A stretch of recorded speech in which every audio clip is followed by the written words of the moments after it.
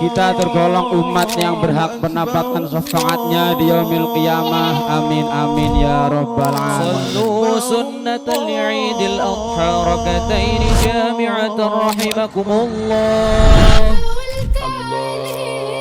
Alhamdulillahi rabbil alamin.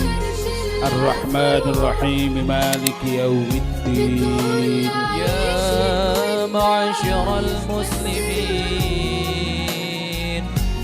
wa zumratal mu'minin rahimakumullah. Dalam kehidupan sehari-hari kita bisa meneladani Nabi Ismail melalui hal-hal kecil yang konsisten, seperti menjaga ibadah tepat waktu, jujur, amanah, serta berbakti kepada orang tua.